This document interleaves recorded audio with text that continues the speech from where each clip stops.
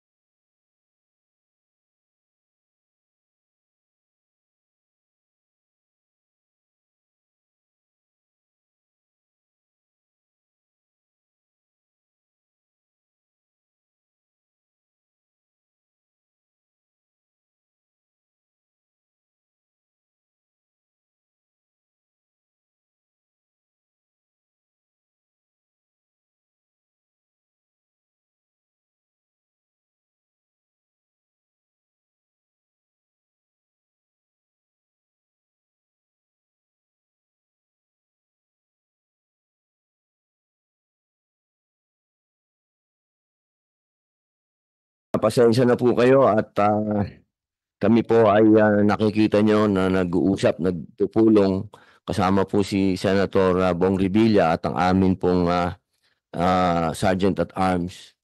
Kami po ay nag-aalala sapagkat mataas po ang blood pressure ng ating kasama sa industriya na si Ginoong Ninimulak at pinapaliwanag po namin sa kanya na kailangan po mabigyan siya agad ng medical attention pero gusto po niyang ituloy pa rin. At hanggat wala pa po yung final decision ng Sergeant at Arms, hihingin muna po natin ang opinion at ang statement ang GMA 7. Opo. Your Honor, good morning. Thank you very much. Attorney Ana Teresa Gozon Valdez, Opo. Senior Vice President, Programming Talents Management Group, GMA Network. Ma'am, boss. Good morning po. Thank you for this opportunity. At the onset, I would like to reiterate that GMA does not condone, it also does not tolerate any acts of sexual abuse or harassment. We already submitted to the committee our code of conduct and our policies against sexual harassment and procedures against that. So that being said, when this matter was first brought to my attention, tinawagan po ako ni Mr. Nino Mulak. And that day, there and then, nakipag-meeting po sila sa akin. And our first concern, of course, was the well-being of Mr. Sandro Mulak. We immediately asked them if they wanted counseling services, and we facilitated their first counseling services. At that point, katulad nga ng sinasabi ng lawyer nila, they are very traumatized and they requested for extreme confidentiality. Ayaw nga nila pong magkwento kahit kanino. Kaya I am not at liberty to even divulge anything that they have told me. Sa katunayan nga, hindi sila nagpapa-interview kahit na kanino because they value their mental health and well-being very seriously. That being said, itong events na nasa media ngayon at social media, nangyari ito outside company premises. And although it happened not during an official event, we believe that GMA can take notice of it because the three involved are under contract with GMA. And nung nag-file nga sila ng HR complaint within GMA, and when we saw the allegations, we immediately took jurisdiction over it as an admin case because we feel that there might be a sexual harassment case. So what we did was we immediately issued a preventive suspension order to the two being accused by Mr. Sandro Mulak. And now we are waiting for their reply because, of course, we follow the procedures of due process, which is under the Constitution. So iniintay po natin yon, but rest assured that we will conduct a fair and thorough investigation, and we will follow the code of conduct and the corresponding penalties if ever the results would warrant. So as of now, we were in constant communication naman with Mr. Nino Mulak and Sandro. In fact, I think we met face-to-face mga 4 times to be able to give them advice. And yun nga sinabi ko, they can file an HR complaint with GMA. At nung pumutok po to sa media, na hindi rin kasi nila inaasahan na pumutok to sa media, nag-advise na rin ako sa kanila na baka gusto na rin nilang mag-file ng criminal case. Kasi nga, nandyan at the onset kasi we were very careful to keep things confidential para sa well-being ng family and ni Mr. Sandro Mulak. But because of all the social media attention, I think na, yun nga, I advise them that they consult with their lawyers and see if they want to file a criminal case. And I think yun naman ang ginagawa, which is, I think, the best so that we will be able to really get to the truth and so that justice will eventually be done. Ma'am Annette, malinaw po na yung dalawa, sinasabi niyo po na sila ay hindi regular Hindi na po sila employee? regular employees. Opo, ano po ba yung para po sa kaalaman, kami po kasi naiintindihan po namin yung contractual, Opo. sa pelikula at sa telebisyon.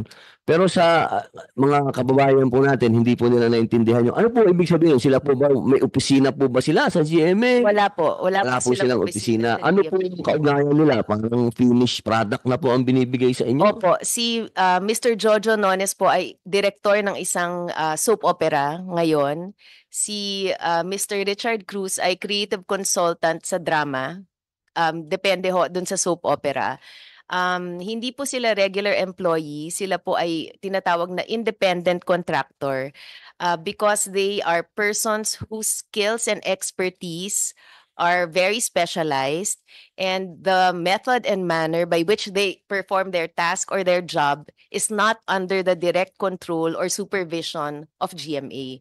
Parang output-based po. Hindi po sila 9 to 5 na tinatawag, Hindi yung po, gano'n, hindi yung po. may ano ba Concerned tawag po kami doon? sa Time output in, nila. time out, gano'n. Opo. Pero despite that po, nasa contract nila that they are bound by the policies of GMA, and that would include the code of conduct. Kaya po ay despite the fact that they are independent contractors, we can still take jurisdiction over the HR complaint filed by Mr. Sandro Mulak, and we can still apply our code of conduct to this case. Opo, ibig niyo pong sabihin, halimbawa po, kapag ka nagkaroon po ng paglilitis sa korte, katulad po ng sinabi kanina ng ating idol senator, na hindi po ito korte. Hindi, wala po tayong nililitis dito. Ang linaw-linaw po ng sinabi ng ating senador.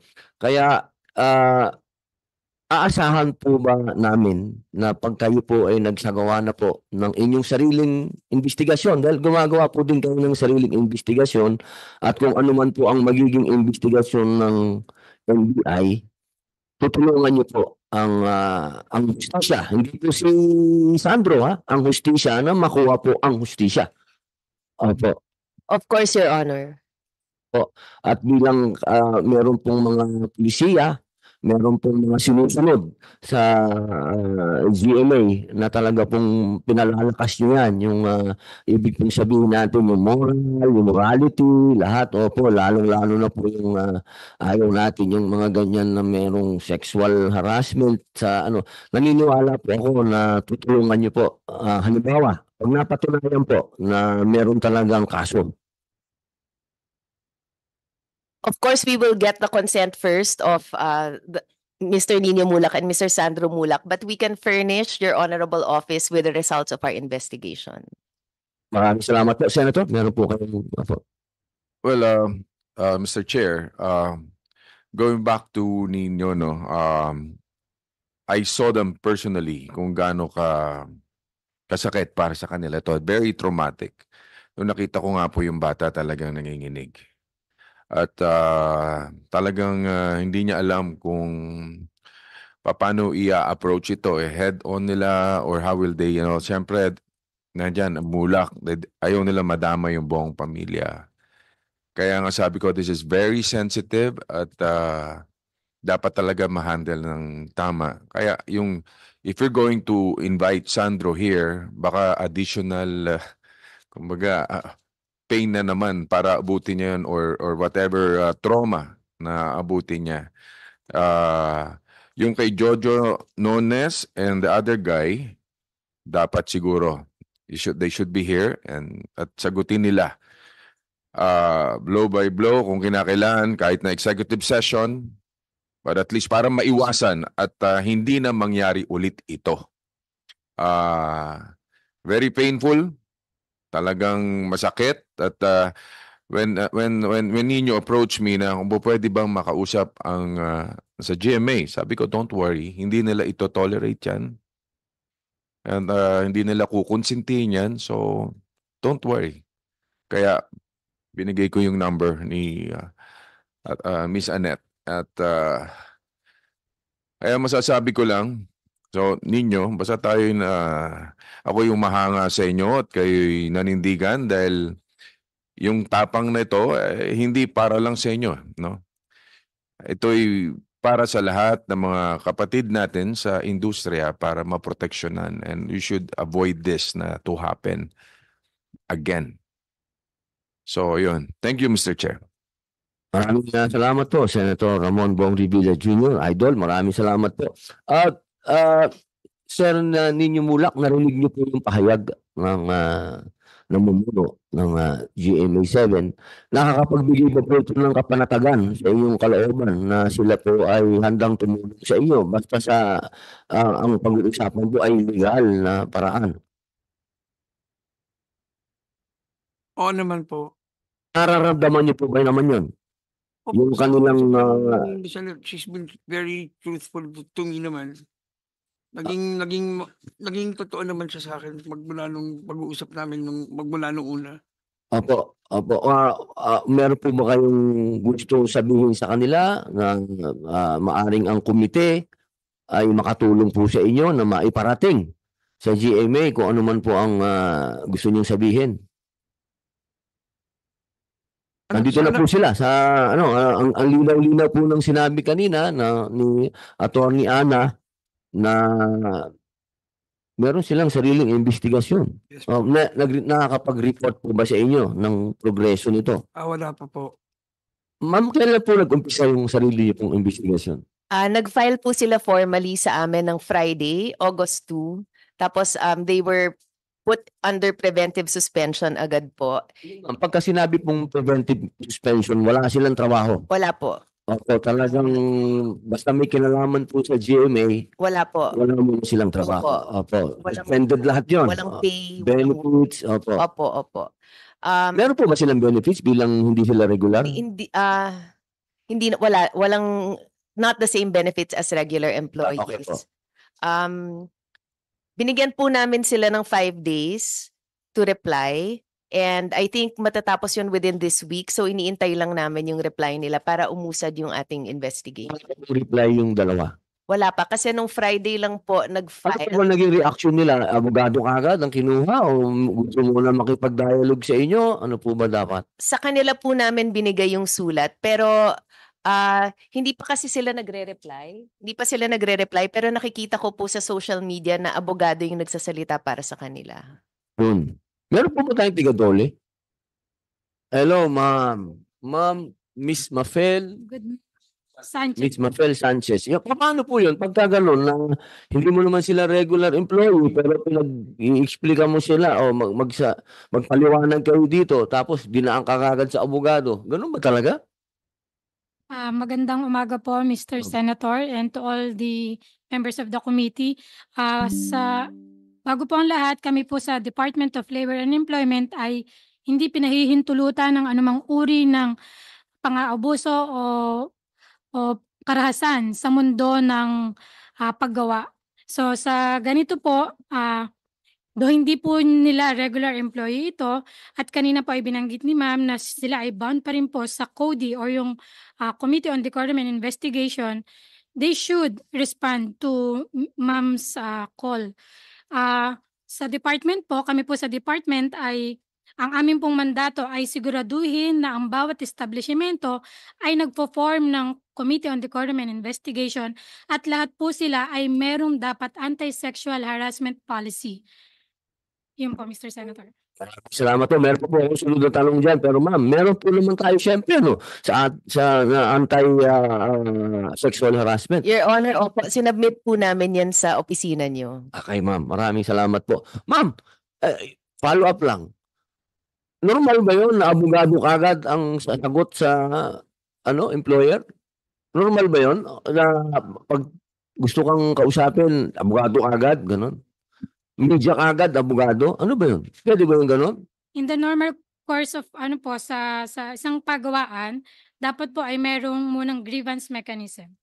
So kung in place po ang grievance mechanism at ang CODI, doon po kasi nakaset sa guidelines na yung kung ano po ang steps na dapat ay gagawin muna kung halimbawa may mga ganyang pangyayari po.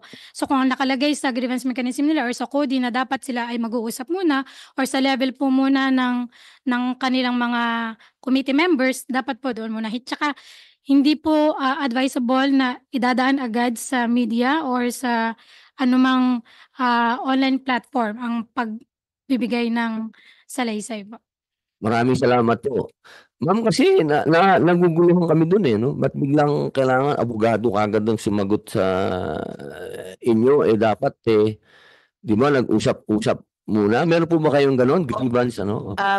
Nagkaroon kami ng dahil nga sa confidentiality na gustong ma-preserve nila Mr. Sandro Mulak at Nino Mulak. Actually, pinagharap ko po si Mr. Nino Mulak at saka si Mr. Jojo Nones at si Mr. Richard Cruz. Nagkaroon na po ng, ng paghaharap. Pero dahil po sa hiling nila na wala akong sasabihang iba within GMA, ako po yung kasama nila dun sa meeting. Pero yun nga, Sino po ang unang nagpalabas sa media? Bakit po biglang may usapan pala na, ano to, gawin muna natin yung hindi ko investigasyon ninyo? Opo, nag-agree po sila. Ay, sila po yung nagre-request din. Di ba, Nino, from the start, yung problema lang, siguro yung, kung merong mga nakarinig, hindi kasi natin makokontrol yung mga taong nakarinig. Pero sino po ang nagsabi sa inyo na ano muna, pag-usapan muna natin to, hawakan muna ng GMA? Sino po ang nagsabi? Sila Mr. Nino Mulak po. Balikan ko po kayo, ma'am. Sir Nino, opo, kayo po ang kumausap sa GMA na pag-usapan niyo muna. Pag-usapan muna. Yes po. Dahil ano po ang dahilan na Sir Nino, bakit gusto niyo po na hawakan muna ng GMA, sila muna, investigasyon muna nila? I wanted to talk to them about what happened first. And yun nga po, sabi po ni... Bilang paggalang po sa GMA. Opo. At si Sandro kasi was very worried about, Papa, baka masira yung trabaho. Kahit na nangyari na sa kanya yun, nag-worry po siya na masira yung trabaho niya sa Sparker or mapag-initan siya ng Sparker. So yun, nag-usap po kami ni na Miss Annette and hinarap nga po ni Miss Annette sa akin yung dalawa. At nag-apologize po sila sa akin. Yung dalawa? Yes po. Opo. Paano po ito lumabas sa... Miss Annette. Opo. Sa harap po. Ma'am, sa harap po ninyo.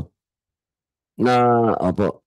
Saan po kaya nagmula yung bigla itong pumutok sa media na hanggang sa amin po dito sa Senado, nagulat po ako, no? Pagdating ko sa plenaryo, sinalubong ako ni Senator Amy Marcos, sinabi kagad sa akin, nabalitaan mo ba yung nangyari kay Nino? Kasi ako po, committee ko po kasi ang mass media, so kailangan po nilang sabihin sa akin. Hanggang sa pagdaan ko po kay Senator Rubilla, kay Senator Jingo Estrada. Kaya, bakit po kaya? Sana, nagkaayos na pala. Bakit Hindi po? po sila nagkaayos. Hindi po sila nagkaayos. Parang saan po yung sorry na yun ba? Yung sorry na yun? Nag-sorry sila sa akin, pero sabi ko, ako tao lang ako eh. Diyos nga na marunong magpatawad, di ba? Kaya ko kayong patawarin, pero kailangan pagbayaran niyo yung ginawa niyo. Ito po ang sinabi niyo, kailangan dumaan sa legal. Yes po. Yun, opo. Na-witness niyo po. Opo. Okay, malinaw po. Ma'am, paano yun? May DOJ po ba tayo dito? Wala tayong DOJ? Di tayo okay. Ano na lang po uli? Sa NBI. Boss. Ma'am pala. Ma'am, Attorney Marie Catherine R. Nolasco Illescas. Ma'am, ano po ang inyong initial po initial investigation? Meron na po ba kayong initial investigation? Your Honor, tulad po ng nabanggit ko, dinaan muna namin sa psychological evaluation po yung biktima na si Mr. Sandro Mulak at kinuha na rin with the go signal po na... Ayoko pong hawakan yan. Hindi po ako dadating dyan kasi sa ibang na po yan, komite. Doon lang po sa akin na sinabi, witness ni ma'am, nag-sorry yung dalawa. Hindi ba po sa atin parang confession na yun? Parang sa batas Ano ba? Di ba pagka ganun, umamin ka, nag-sorry ka eh. Di ba umamin ka na nun? kinunan pa lang po namin ng statement Yung dalawa. si Mr. Nino Yung dalawa po, yung dalawa po. Opo, Hindi susunod po sila nagbibigay ng statement? Inuuna lang po muna namin syempre po yung mga complainants base sa aming procedure po. Ah, Para okay. naman din po namin kung paano namin tatanungin yung mga Ilang araw na mga ba? sinupina na po namin sila. Opo. Pina. Ibig Subpoena sabihin, po, sinabihan nyo na. Po namin sila sa aming tanggapan matapos pong ma-interview, makuna ng salaysay sila Mr. Nino Mulak, si Mr. Sandro Mulak at yung mga iba po naming witnesses. Kukunan po namin ng statement ngayon later on. Hindi, sorry. Sinupina na po namin at inimbitahan na po namin sa tanggapan itong dalawa sila Mr. Jojo and Richard para po sagutin nila yung mga naging akusasyon laban sa kanila po. Di ba, ma'am? Yes. Okay. Ganun ba ang normal process? Kasi sa amin, ewan ko, baka, siyempre, iba po ang NBI. Nag-aral ako ng criminology at ng rules of engagement sa PNP. Pag may complainant, pupuntahan mo yung akusado, yung inireklamo. Di ba? Hindi pa naman sila akusado dahil hindi pa naman sila napapatunayan may kasalanan, pero inireklamo sila. Di ba? Dapat pupuntahan niyo yun. Ganun kasi, sorry po, hindi ko alam ang rules of engagement ng NBI, pero sa PNP, Opo. pag merong reklamo, pupuntahan mo yung, di ba? Your Honor, po, sa proseso po kasi hindi naman po ito immediately after the commission of the offense. So hindi po namin sila para arestuhin agad. So dumadaan po Hindi naman arrestuhin. Kasi ano yung kaso eh? Lumaki. Yung Di ba, ma'am, ang point natin dito, yung mga ganitong issue, sana, naiiwasan natin masyadong lumalaki. Ang daming issue ng bansang Pilipinas na dapat nating iniintindi. Bumagsak ang stock market sa buong daigdig. Alam naman natin siguro yun. Nagkakagulo sa Iran, nagkakagulo doon. Ang dami nating dapat pinag-uusapan. Ito ang pinag-uusapan ng tao. Sana naiintindihan nyo ako. Sana kayo mismo sa inyong opisina, merong nagrereklamo, aantayin nyo pa ba yun, ma'am, na pumunta? Kung hindi na naman pumunta, parang dito. Parang dito ngayon.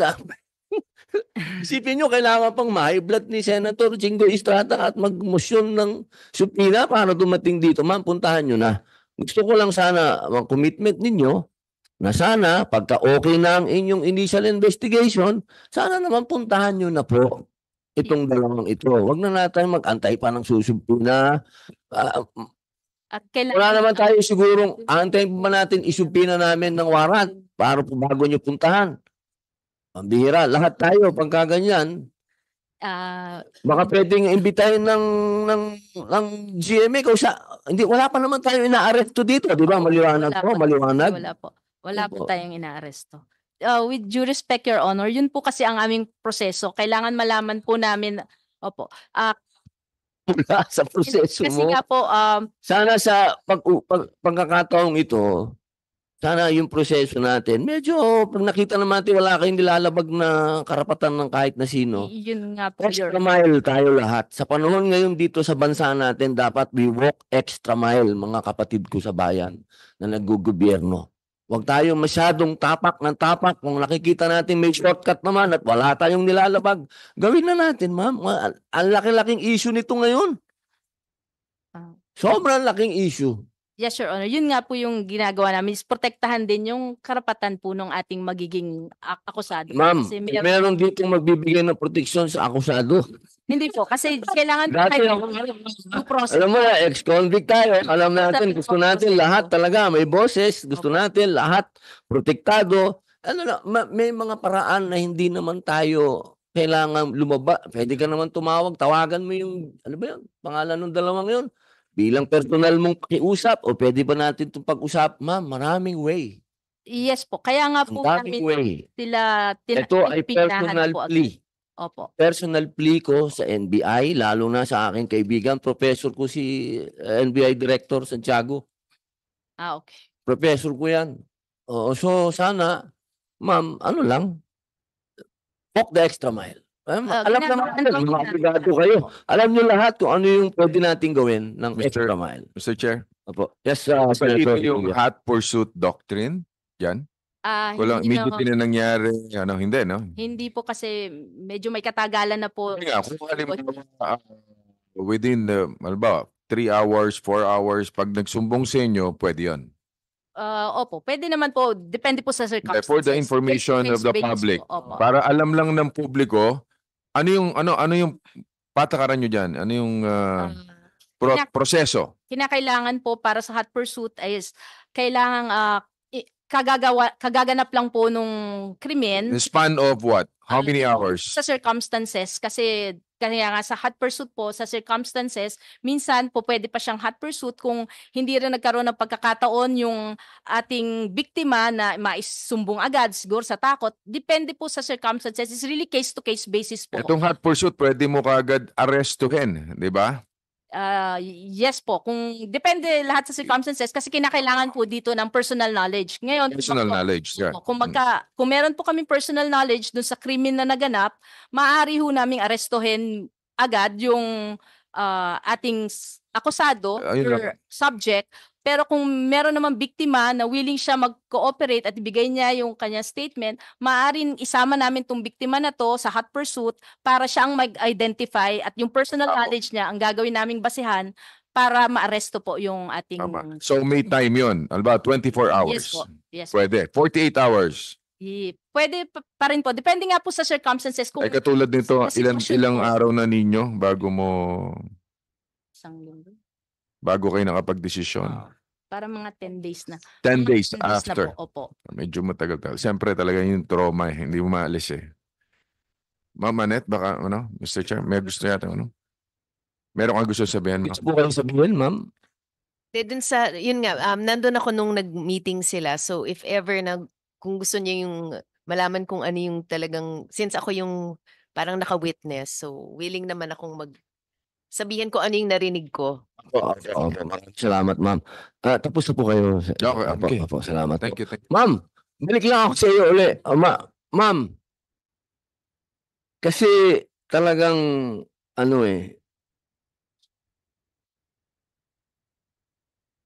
kung hindi natin to, isang bagay ito na dapat wag natin to isang tabi. Okay? Kasi ma'am, showbiz to. Lahat ng tao interesado dito. Sana makikita niyo yung wisdom nito. Okay? Ito yung isang bagay na pwedeng pagmulan ng mga magagandang batas. Hindi tayo dito nagpupunta para mag-iskandalo o Mula dito sa pangyayaring ito, pwede tayong makagawa ng mga bagong batas. Saka wag natin sana laging parang nakikita ng tao minsan wag sana makita ng tao na may pinipili tayo. Kapag isang taong mahirap, pagka inireklamo, kita mo kagad may action ang batas natin. Sana wag sanang magkaroon ng ganun na implikasyon na ganun tayo. Kasi ma'am, ang taong bayan sensitive sa mga ganitong issue. Meron diyan matanda na kumuha lang ng bunga ng mangga, kinulong. Hindi naman NBI yon. Pero kinukwento ko lang sa iyo na yan ang nagmamarka sa ating mga tao. Na pagka mahirap na tao ang inireklamo, ang bilis. Pero pag ito na masasabi nating ugnay ng malaking network, may trabaho, sinasabi nating mahusay, parang ang kailangan natin, due process tayo. Tama, may due process. Dapat, konstitusyon yan Di ba? Batas yan Pero ma'am, hindi akusado ito. Hindi ito suspect. Masama ba imbitahin? Imbitahin, pwede mo ba kayong imbitahin, puntahan mo ikaw na mismo magdala sa kanya ng imbitasyon mo. Ma'am, pumunta ka dito. Puntahan nyo na. Parang awa nyo naman. Pinuntahan nyo na ba? With due respect, Your Honor, na-serve na po namin yung subpoena, kaya inaimbitahan na po namin sila. Dumating na po ba? Hindi pa po, kasi mayroon nun yan schedule na... Kailan po sila naka-schedule? Sa August 9. Kailan po mandalin dito? Sino po? Yun po, pagdala sa kanila, nasa sa kanila na po yun. Hindi, di ba? Inimbitahan nyo. Opo. Inimbitahan nyo, di ba? Pwede nyo bang imbitahan din dito? I don't think it's within our power na imbitahan po sila sa Senado. Yung Yun ang sinasabi ko, yun ang sinasabi ko eh. Opo. Yun ang sinasabi ko, ma'am eh. Kailangan magtulungan tayo dito. Oo. Kasi kung dito pa lang, sinasabi mo na sa akin na hindi ko sila pwedeng kausap. Iba yung kausapin mo ng as NBI ka, as kausapin mo as tao tayo. Tayo, mga Pilipino tayo, halika dito. Harapin mo na to, tapusin natin ngayon. Kung nandito sila, di-adjourn na to. Naintindihan niyo ba ako? Adjourn na to, hindi na to issue. Iba na yung pag-usapan natin. Magtulungan natin to, ma'am. Huwag tayong para sa akin, please, tapusin na natin to. Tapusin na natin to. Hindi ito isang bagay na harangin mo yung sasabihin ko. Pwede naman, yes sir, tutulungan namin kayo sa abot ng aming makapangyarihan, na wala kaming nilalabag na batas. Hindi sabihin nyo, merong nagrereklamo dito ng sexual harassment. Isang bata ng sexual harassment. Wala tayong sinasabing akusado dito. May inirereklamo. Masama bang sabihin ng NBI na opo, tutulungan namin kayong makausap ninyo yung inirereklamo. Hindi yung kasama pa kayo sa paghahanap namin na makausap namin yung tao. Isipin nyo, nakarating na tayo sa subpina ng Senado. Ma'am, mahirap bang sabihin yun, attorney, na in your own little way, as a private citizen, pwede mo sa akin sabihin sa akin, na as Robin Padilla, as a private citizen, di mo pwede sabihin sa akin na makausap natin itong mga taong to? Hindi pwede. Kakausapin po natin tong mga taong to. Pero nag-iingat din po kami na lahat ng aming magiging aksyon laban dito sa mga taong Action ng NBI. maging Action maingat. mo, ma'am. Kasi Ikaw ang kinakausap ko, attorney. Hente ng NBI na ang aking mga gagawin ay base sa investigasyon na pinuprotektahan ko rin po na ang aming mga aksyon ay maaari naming magamit na sapat na ebidensya. Kaya nag-iingat po kami. Ma'am, attorney ka, di ba? Opo. Pagka sinabi mo ba sa akin, tutulungan mo ako, ikaw ay lumalabag sa batas? Tutulungan ko po kayo. Siyempre po. Tapos ma'am, maraming salamat. Ang haba ma'am ng pinosisyon. Ang haba. Sasabihin, tutulungan mo ba ako? Mahanap natin ng katotohanan dito. At yung katotohanan Masyado po kasing talaga- attorney kagad ma'am. Ang dating, ganun eh. Ma'am, kailangan tayo magtulungan. Magtulungan naman natin ng bansa umabante. Huwag naman tayo puro ganun, ma'am ha? Thank you ma'am. Thank you po. Kung narinig mo na pare, tutulungan tayo ng NBI na para maimbita at marap dito yung dalawa.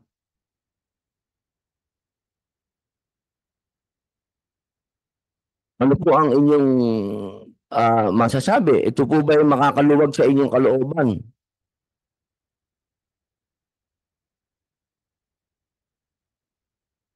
May malaking bagay po yun. Ito po ay isang bagay na nakakaapekto sa inyong anak. Yes po. Opo, kapag pinag-usapan ng mental health dito, napakahalaga po ng mental health. Sana lalo na sa kabataan. Huwag natin tungkulin na napakagaan naman. Hindi ito basta ganun lang. Isang napakalaking network ito na pinaniniwalaan po ng lahat ng tao na-involve sa isang iskandalo. Please lang, ang ating pong mga kababayan sa hirap ng buhay, nabubuhay na lang po sa telebisyon, sa teleserye, kung ano ay pinapalabas ng taong bayan, yan na lang po ang nagpapaligaya sa kanila. Kaya sana po yung mga ganito naman, parang awa nyo naman. Hindi na ito pinalalaki, tapusin na kagad, hayaan natin ang korte. Hindi ito korte kasi kapag kami mo pinatawag dito sa Senado at hindi dadating, pinalalaki nyo. Yung mga bagay na hindi na dapat lumalaki at intindihin natin yung mga problema nating totoo, ito pa ang pinag-uusapan natin.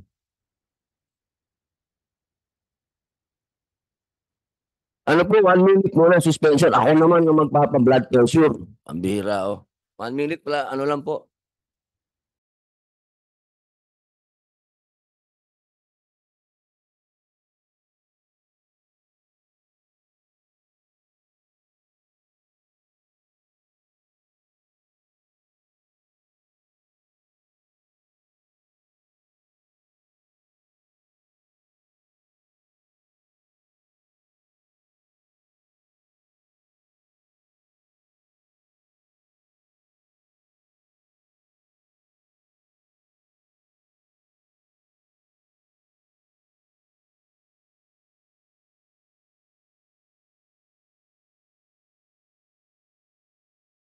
2024.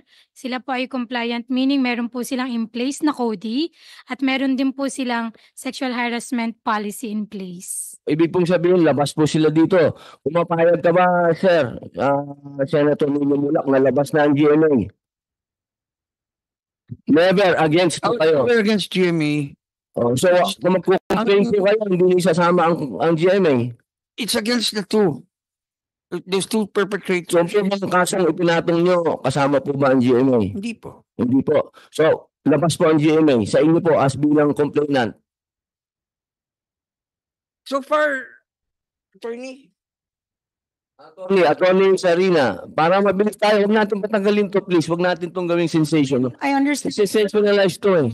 from Nino that this is it will be a case directly against the two perpetrators for now, and that's what we are doing, Your Honor. I hope you understand we cannot share anything more because we are preparing our complaint. And Yes.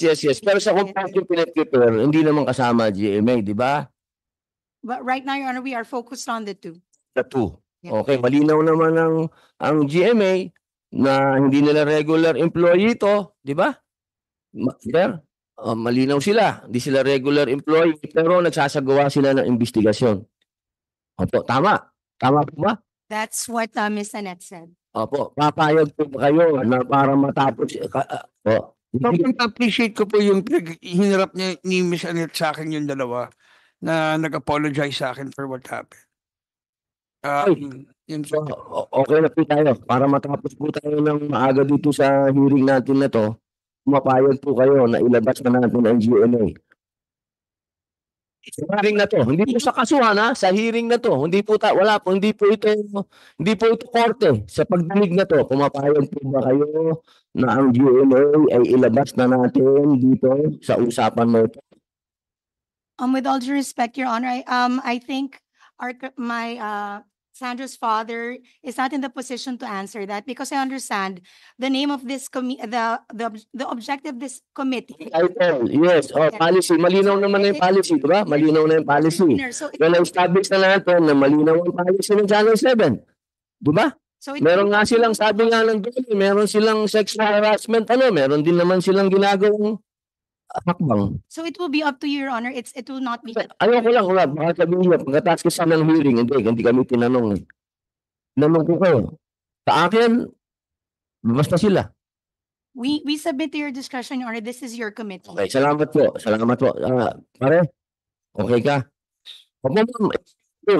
Hindi na po kayo kasama sa pagdinig na to. Maraming salamat po sa inyong pagpunta rito, sa pagbigay po ng inyong statement. Aantayin po ng komite yung pong inyong gagawing investigasyon. At doon po kami magbabase. Opo, maraming salamat po. Maraming salamat po. Pwede na po kayong suspend po natin 1 minute para makaano po yung GMA.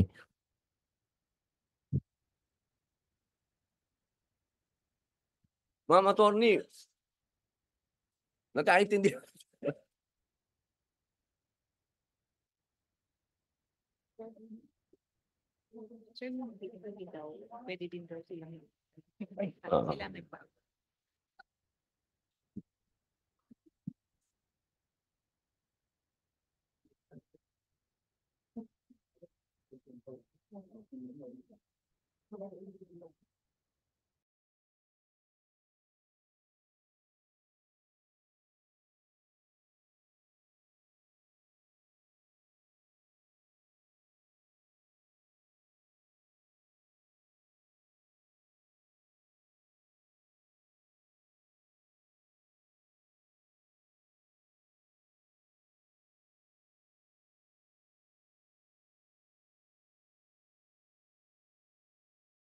ABS-CBN. Sorry, Attorney Maria Cherry Cruz. Attorney, may tanong po ako sa inyo para mabilis din po, para marinig na po kayo. Ayaw natin patagalin to, please. Opo, ang tanong ko lang po, kung saan po nagkaroon ng sexual harassment complaint si Gretchen Pulido, paano po na-handle po ito ng ABS-CBN? Good afternoon, Mr. Chair. Once we received the complaint from Ms. Pulido, we immediately convened the CODI and conducted the investigation and rendered a decision based on the evidence revealed during the investigation. Wala na po ito, tapos na. Insofar as ABS is concerned, Your Honor, wala na. Sa ABS po, kayo po, nagsagawa po kayo ng sariling Yes, we did. investigasyon. We did. Opo, katulad po ng sinabi po ng Dole, naayos niyo na po ito. It's completed. This has been, Opo, dumaan na po sa proseso, lahat. yes, Your Honor. Opo, Dole, Miss Mafel, tungkol po doon sa kaso na yun, wala na po ba yun, tapos na. Mr. Chair, I don't have the data with me right now tungkol po sa ABS-CBN na case. But if you will allow, we will submit to your honorable office. Opo. Bukod sa pag-aaral po ninyo yun, sana po pagka sinabmit po ninyo yung resulta ng investigasyon na yun, sana po bigyan din niyo po kami ng idea kung ano po yung pwede nating gawing batas patungkol dito. Kasi parang ulit-ulit na merong sexual harassment, may gano'n. Ano po ba? Ano po ba ang kulang pa sa batas? Kailangan po ba meron pang special to pagdating sa showbiz? Yung gano'n pa ba? Sinabi naman ni Senator Ramon Revilla, lahat naman nangyayari ito sa lahat ng workplace and everywhere. So, paano po ba? Kasi pagdating sa showbiz, masyadong ang laki-laki. Sobrang laki. So, ma'am, pwede po ba kaming mabigyan ng suggestion ninyo kung paano natin ito ma-handle sa na makapaglinang po tayo ng batas patungkol dito? Yes po, Senator. We will submit the update, the status, and together with the recommendation po. Maraming salamat po. Ma'am, tulungan po kami. Total, sabi ka naman ng katang yan. So, pwede na rin po kayong umalis. Ma'am, tulungan nyo lang po kami. Kasi hindi lang po pwedeng ganitang paulit-ulit sa industriya natin. Sana po, hindi naman po ako nagmamalinis sa inyo. Ako ay taga-sabi din. Alam ko din ang nangyayari sa buong industry natin.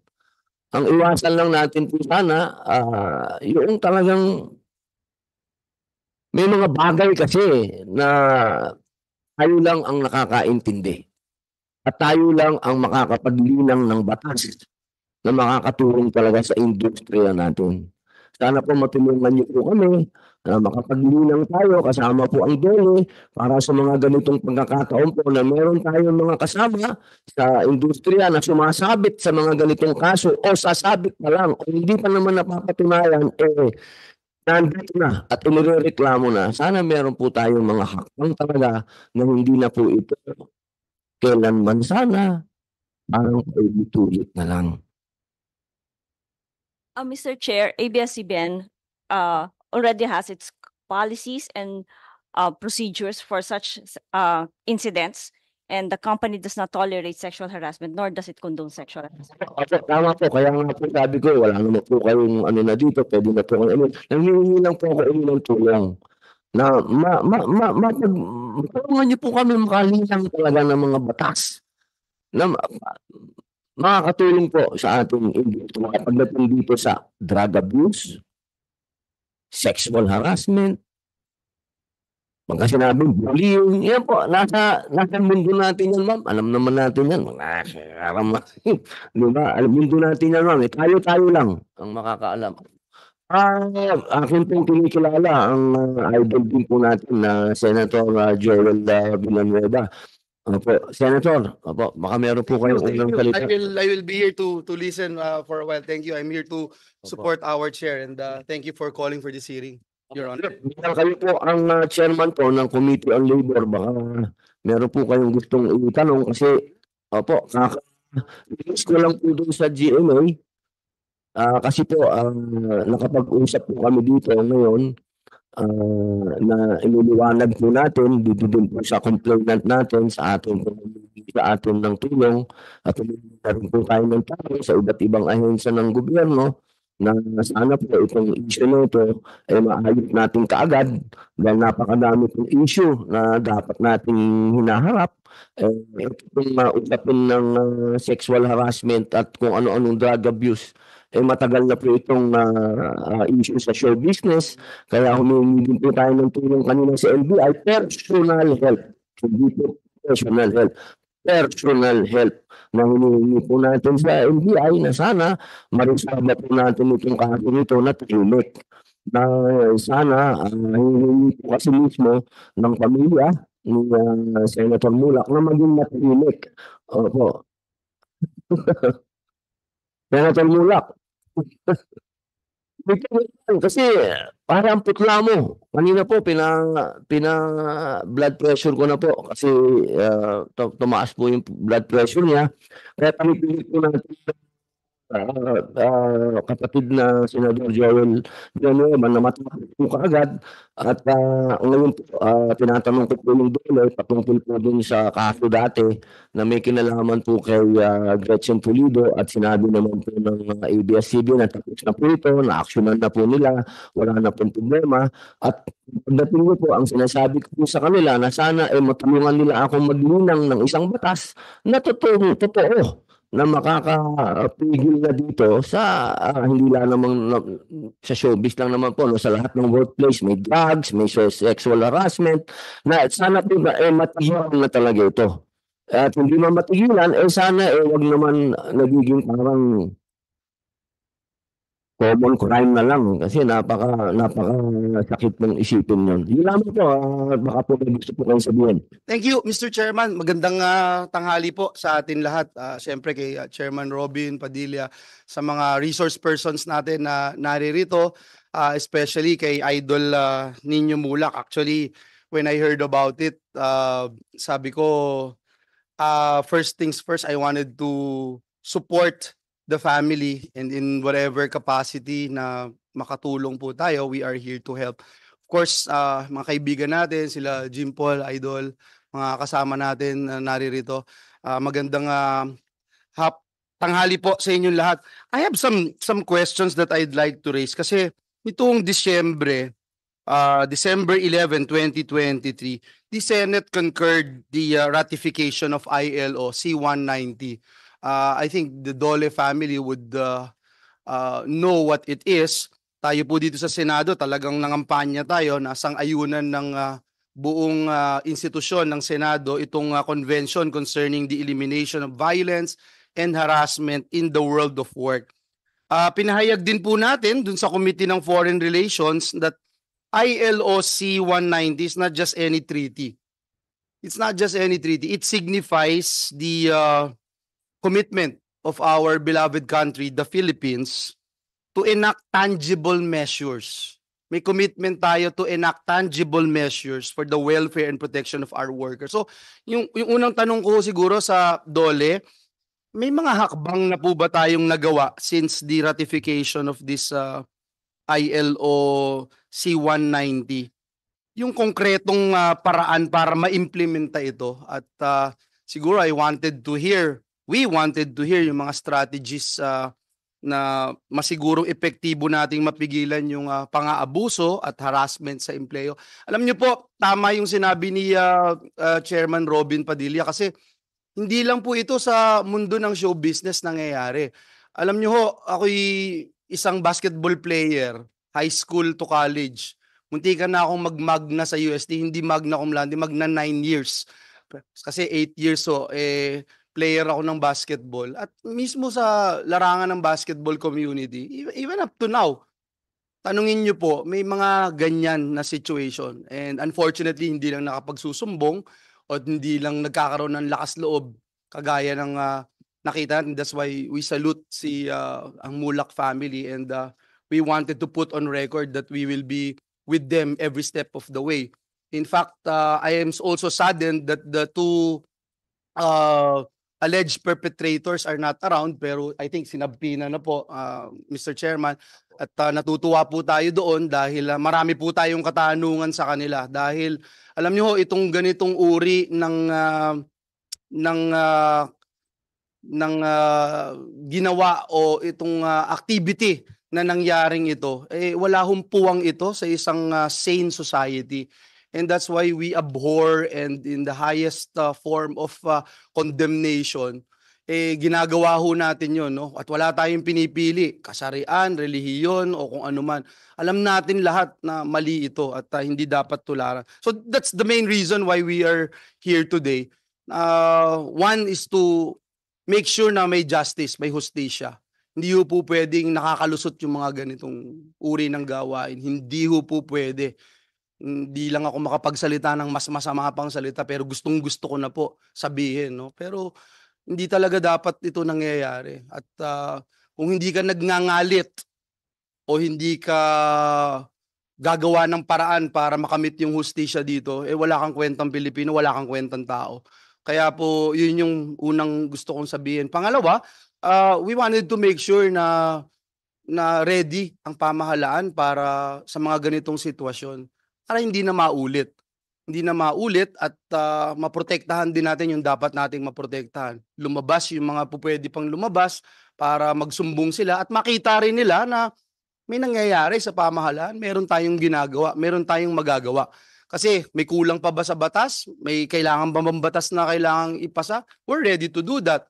But if it is about implementation, then we have to pound and exercise our power, oversight powers here in the Senate to make sure that our government system works.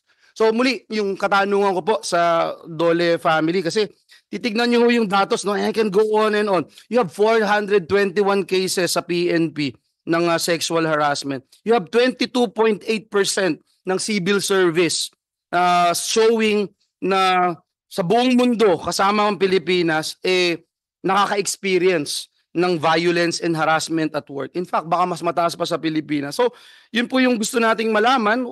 How are we doing?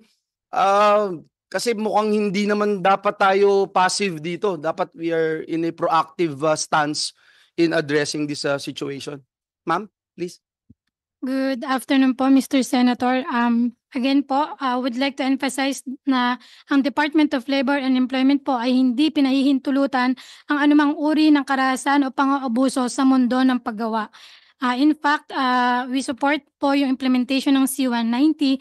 However, Mr. Senator, if you will allow us, we will submit the specific report or update on the implementation of C-190 because there is a program manager, specific program manager po of the DOLE, which is the Bureau of Workers with Special Concerns, who is not in this Unfortunate no na hindi natin maririnig ngayon, but I'm good with that. Masubmit sa atin, but on the next hearing I will pound on it. Meron din po tayong Republic Act number 7877, yung Anti-Sexual Harassment Act of 1995. Nakasaad po doon na dapat magkaroon ng Committee on Decorum and Investigation of Cases on Sexual Harassment. Kasama ho doon sa parte ng batas na ating ipinapatupad. Isa po sa mga responsibilidad nito ay yung mag-imbestiga ng mga kasong may aligasyon ng sexual harassment.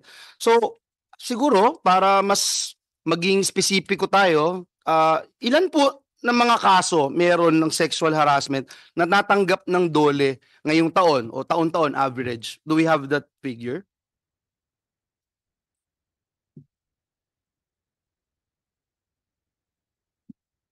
Yes po. Yes po, Mr. Chair. It's a request for assistance po under the NCMB. For this year po, we've received a total of 1,459 cases. 1,459 cases. That's Mr. Chairman, yung pa yung mga nagsusumbong. Can you imagine how many yung hindi nagsusumbong? For example na lang, sa sektor na pinanggalingan ko, sa basketball community na lang, halos wala ho akong kakilalang may nagsumbong. Sa totoo lang. Hindi ko alam sa showbiz industry, Mr. Chairman. Sorry. So, may idol. Mabanggit mo sa showbiz. Alam niyo po, minsan kasi katulad po ng sinabi kanina ni Ginoong Nino Mulak. Sabi nga po niya na mainam na gusto nila magtahimik . Opo, kasi totoo po yung sinabi niyo, marami po talagang bilang na tahimik lang. Tama po yun. And that's why we have to be more proactive. Ngayon, dun po sa sinasabi natin kanina, parte ng Republic Act number 7877, meron pong tinatawag na Committee on Decorum. Ito po ba ay naa-assess? Ito po ba ay natitignan mabuti? ang DOLE ay merong mga inspectors, tinatawag na labor inspection program. Ako ho ay isa sa mga nagbigay ng malaking pondo ho dyan. Ako ho ay 3 taon nang nag-depend ng budget ng DOLE at if I recall, yung pagdagdag, if I recall, about 200 million yung dinagdag na pondo para dyan sa labor inspection na yan, na programa na yan. For example, Your Honor, ilan po sa mga kumpanyang walang ang na-check nyo na ng DOLE na walang ganitong polisiya? At kung wala, ano yung ginagawa natin? How do we help them, number one, to establish this Committee on Decorum and Investigation of Cases on Sexual Harassment? Number two, how we can make sure that their system actually works. Sige po. Thank you po, Mr. Senator, and we recognize po all the help of your honorable office in providing us the additional budget and the additional manpower for our office. For the institution of CODI, yes, the department do have a 5-year, actually I have it with me now, Mr. Senator, the 5-year inspection data on establishments inspected which have compliance and non-compliance with CODI formulation po. So for Actually, ma'am, kahit po sabihin nyo, isasubmit nyo, nag-aaral ho kami dito sa Senado. I also have it the last 5 years. Meron po ako dito. For example, can you flash it on screen? Just to let you know na hindi kami basta rito nag-hearing without studying our craft. Ito ho yung last 5 years. Tingnan nyo po yan, no? Yung 2021, 59,000 establishment yung 2021. Pero itong January, itong 2023, 29,000 lang. Pababa po eh. Tapos tingnan nyo po yung not compliant. No? Yan naman, tumataas, pero bumababa din po yung denominator natin. Ang sa akin lang po, Your Honors, Mr. Chairman, yung pong base dito sa data na ito, maraming kumpanya institute their own committees. But I want you to note na yung number of establishments inspected has likewise gone down over the years despite our programs, despite our giving of budget for the Department of Labor. So I don't know if what is the explanation of DOLE on this particular matter. Sir, the numbers you are seeing are only the numbers for the labor inspection, excluding the establishments to be visited under the TAV program or the Technical Advisory Visit. Ito po yung mga micro-establishments po. Kaya nga po, so bakit ho bumaba yung number of establishments? Sa bagay, 1 year, half a year pa lang po yung 23,000. Do you expect it to double by December of 2024? Yes, sir. Yes po, Mr. Senator. Continuous po ang pag-inspect and pag-visit po natin both sa micro and medium and large establishments po. Sige po, I'll let you go right now yung DOLE, but siguro in the next hearing yung hiningi po natin, because we wanted to find out ano ba yung problema, meron ba tayong nakikita na na-assess natin with our inspections, with all these established mechanisms in order for us to check. Kasi kung wala, mahirap po eh. Bakit walang nagsusumbong? Napag-aralan na ba natin yun? Bakit takot silang magsumbong? Yes, nandyan yung hirap, naintindihan natin, pero wala bang mapagkakatiwalaan? Kung ang taong bayan wala na mapagkakatiwalaan sa gobyerno, then what are we here for? Di ba? Can you imagine? We just say yes to this and nangyayari na talaga yan. Sorry na lang, natsambahan. Hindi naman po pwedeng gano'n, no? And that's why I'm really hard on this. I wanted to make sure na yung mga salarin dito dapat mapakulong. I-TV natin, pakulong natin. Kinakailangan gutumin natin sa kulungan. Batuhin ng papel hanggang di na humihinga. Sorry, but I'm just kidding.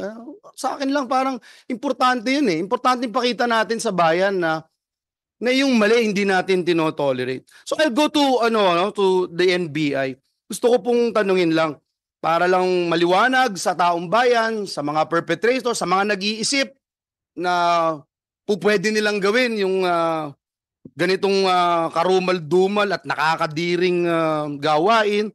Naunawaan po natin sa NBI na may reklamong isinampa at patuloy ang investigasyon ng NBI patungkol dito. And of course, we will let the justice system take its course.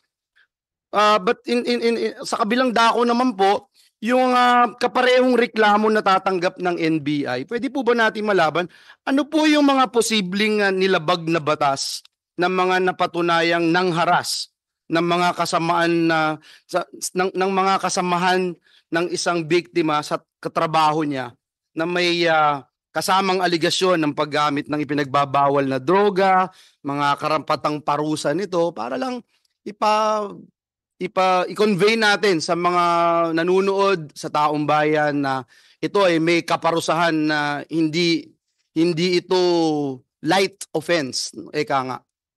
Sige po, ma'am. Good morning po, Senator. Good afternoon. Pagka ganito po nasa trabaho po nagaganap ang harassment, pwede po natin to kasuhan ng sexual harassment na nasa batas natin.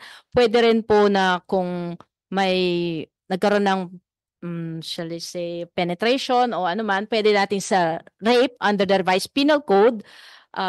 Po pwede, pero sa ngayon po kasi ang batas natin sa rape ay very limited po sa pagdating sa ang perpetrator ay lalaki at ang biktima ay babae. So doon po nakalimit ang ating rape law sa ngayon.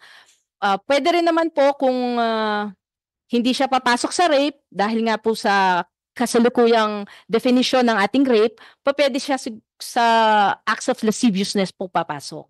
Opo. In that case, for example, no, sa under sexual harassment, meron po ito na 6 months imprisonment, may fine, at pwede rin yung magkaroon ng separate and independent action for damages, no, sa biktima. In fact, the employer or head of office may also be liable for damages from acts of sexual harassment committed. Doon po sa Section 5 ng Comprehensive Dangerous Drugs, may penalty of life imprisonment, no?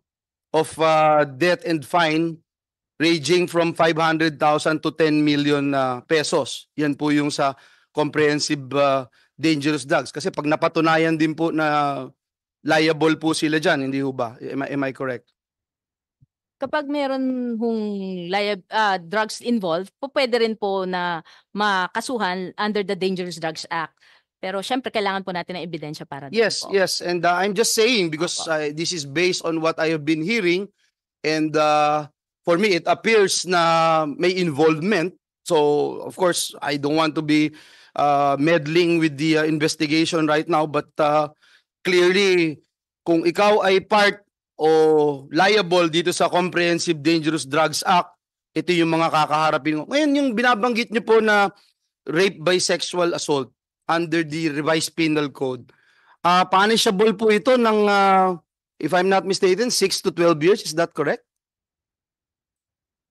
Ngayon, binabanggit niyo po yung sa definition ng rape, hindi malinaw na I'm just a bit confused of what you made mention. Can you elaborate? Baka may po pwede kaming gawin dyan in so far as legislation is concerned. Under po sa batas natin sa revised penal code po, yung amended na Article 266A, ang definition po dito ng rape is specifically says na by a man who shall have carnal knowledge of a woman under any of the following circumstances. So it's very much defined na ang rape is committed by a man against a woman po under the first paragraph. Okay po. Sige po. Maraming salamat po. At tama po yan. Dapat ang discrimination hindi lamang sa kababaihan kundi sa kalalakihan din po. Mr. Chairman, yung pong mayroon pong yung case dati nung sexual harassment.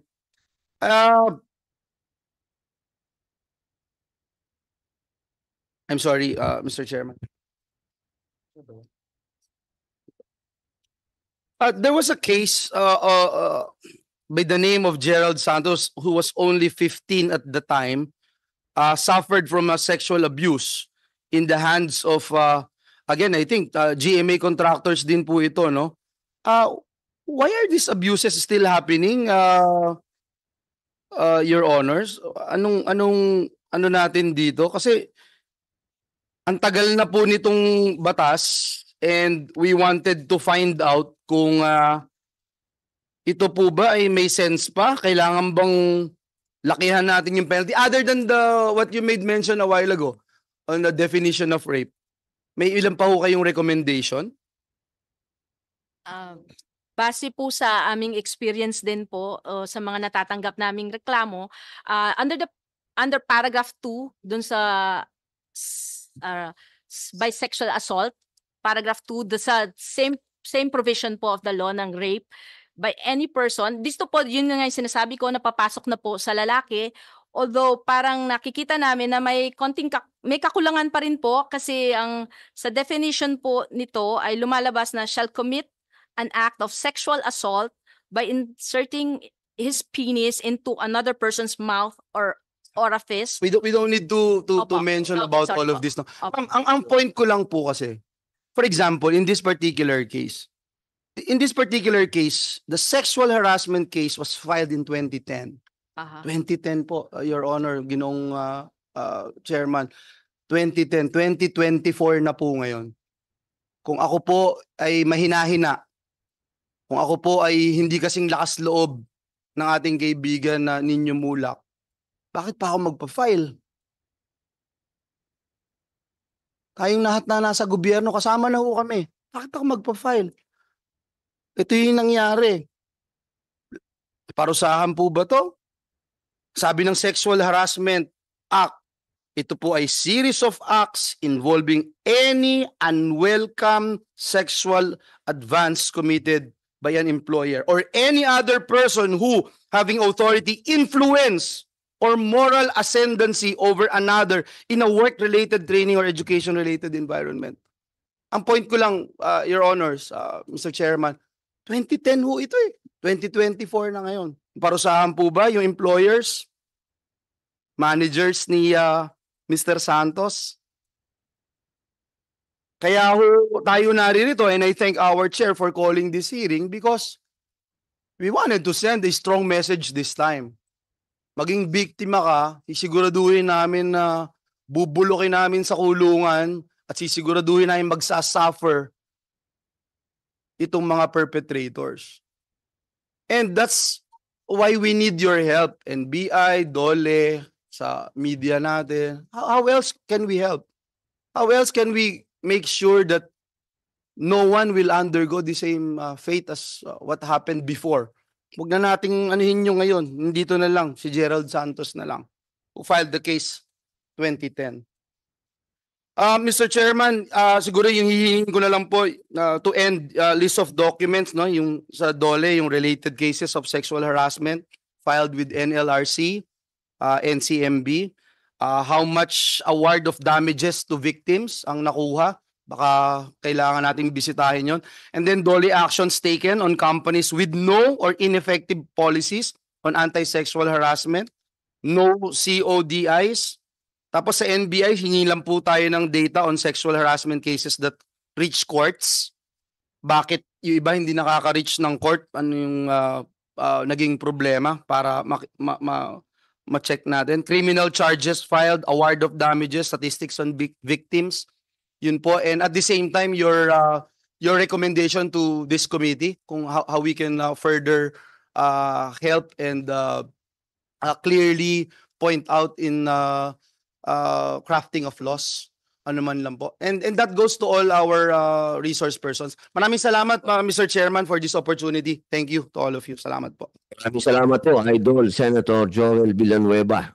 Napakalinaw po ng mga punto patungkol po sa labor bilang siya po ang ating committee chairman, sa labor, napakalinaw po, ano, at dito po natin siguro din, ma'am, sa atin pong mga nasa ahensya ng gobyerno, kami po lahat ay humihingi na po ng tulong po sa inyo. Kumakatok na po kami sa mga puso po ninyo na tulungan niyo po kaming luminang pa ng mga batas kasi nakita naman po nung laglabas na ng mga figures at data yung ating mahal na senador. Nakita naman po natin na hindi na po talaga biro itong kaso na ito. Na dapat po talaga natin itong harapin. Pero bago ko pong kausapin pa uli, magtanong naman po sa PNP, i-release ko lang po, Senator Joel, ang mga ibang CBN. Maraming salamat po sa inyong pagdalo, sa aming pagdinig. Hangin lang po namin yung mga papeles po na patungkol po doon kanina. Na pinag-usapan po natin kay Gretchen Pulido. Yun lamang po. Maraming salamat po, ma'am, sir. Mabuhay po kayo. Opo. Thank you po. May tanong lang po ako sa PNP. Saan po ba ang PNP natin? Sir. Ayun, sir. Sir, Captain Padernal, Sir Nino Padernal. Sir, kanina po, magiging, kasi ako po nag-aral din po ng criminology sa ating rules. Ano po ba, pagka sa inyo baka na iba na kasi, hindi ko alam, pero pag sa inyo nagreklamo, ano po ang action ng PNP? Halimbawa, sa inyo po dumulog na ganito ang sitwasyon, ano po ang hakbang po ng PNP? Yes, Your Honor, good afternoon po. First of all, sir, the PNP assures that all reported crimes will be investigated, and if evidence warrant, we will refer it to the prosecutor's office for possible filing of appropriate criminal charges. Ano po ang pwedeng unang gawin? Halimbawa, katulad po noon na may nagreklamo. Ba yun? Pupunta na kayo dun sa lugar? Ano po ba ang nyo? Ano po ang dapat na unang gawin? Pag nagpunta po yung complainant po sa police station, i-interviewin po yung complainant. Kung siya po ay minor, nire-refer po namin siya sa Women and Children section po. And then po kung ang krimen po ay immediately nangyari po, kakapangyari lang po, we will conduct a follow-up operation for the arrest of the perpetrator po. Ngayon po, kung lumipas na po siya ng ilang araw, we will file the complaint and refer it to the prosecutor's office po. Then the prosecutor's office po will file an information po for the... Katulad po noon, ilang araw, 10 araw, paano po yun? It's already lapsed na po yung sa reglementary period po ng crime. So, ang mangyayari po is magiging regular filing na po siya. Si prosecutor's office po, mag-file po sa court ng information. Then si court po will issue a warrant of arrest para po dun sa perpetrator. Yung mga ganitong usapin po, halimbawa, yung inyong gustong kausapin, yung inirereklamo po. Paano po pwede niyong gawin yan? Halimbawa, nandun na yung complainant, paulit-ulit na pumupunta sa inyong tanggapan. Nag-submit na siya ng kanyang lahat ng hinihingi po ninyo na gusto niyong pagawa sa kanila, ginawa na nila. Ilang araw po bago niyo mapuntahan yung inirereklamo? Kaagad po ba yun? Ilang araw po ba ang proseso ng pagrereklamo? Yung pagreklamo po on the day po, kung nangyari po ngayon, magreklamo po ngayon. Yan yung mga po, nakaraan na, yung 10 araw kalipas. Yun nga po, yung sinasabi ko po, lumampas na po yung reglementary period po. Yun? Opo. Yung regular filing na po siya. Ipa-file na po siya sa prosecutor's. Ano ba nga po, nagpunta sa inyo uli? Nag-file na. Opo. Nag-file na. Nagreklamo sa inyo uli. Tutulungan nyo naman ako. Hindi ko naman nakikita yung akusado. Ano gagawin ng pulis? Hindi nyo hanapin yung tao? Kasi naka-refer na po siya sa prosecutor's office. So kahit naka-refer na sa, ibig yung sabihin, pag naka-refer na sa piskal. Opo. Pag naka-refer na sa piskal, kahit yung tao nakikita mo na doon, wala ka na magagawa. Wala na pong magagawa yung pulis po kasi po pag inaresto po ng pulis yun or sa presipso. suspect na po kasi siya, sir.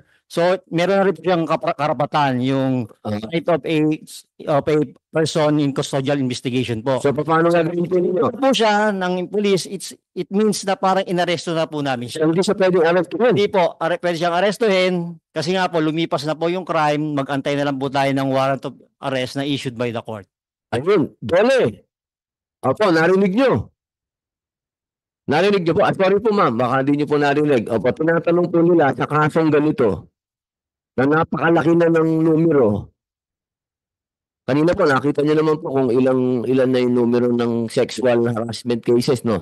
Napansin nyo po ba yung pinakita po ni Senator Joel? Yes po, Iniwan ba ni Senator Joel? Iniwan ba niya?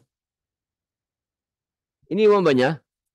Comsec, iniwan ba niya yung ano niya, data niya? Kung ilan na yung sexual harassment sa buong Pilipinas? Pakita niyo naman sa Dole, makita.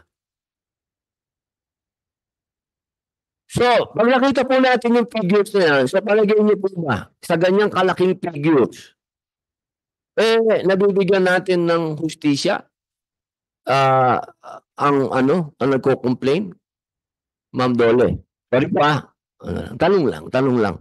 Para mas maganda ma'am, mas maganda yung usapan natin kasi kanina po, no, ang linaw lang sinasabi ni Senator Joel na International Labor Organization, galing na pa sa ILO.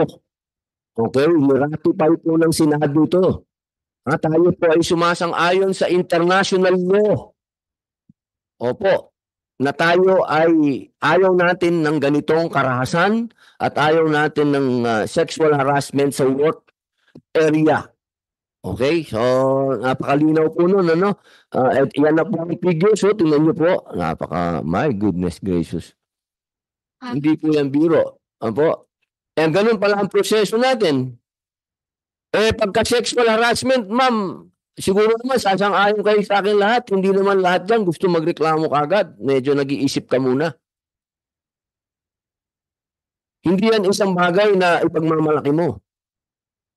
So, ang sinasabi ng batas, kailangan nakapaloob ka sa 10 araw. Ilang araw? Ilang oras? 20 NBI, ilang oras o? Ilang araw po bago kayo umaksyon na pwede?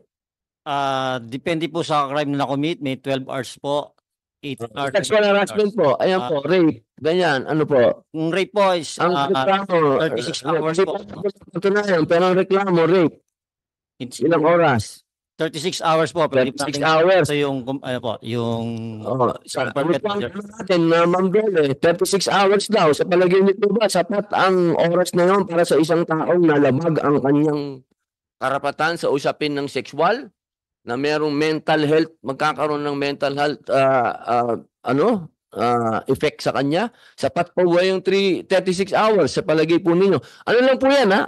Ano lang po nyo? Kasi, syempre, iba yung normal krimen sa merong kang hindi mo yan madaling ikwento. Yung bagay na yan. Opo. Ano lang po ito? Hindi po ito official statement.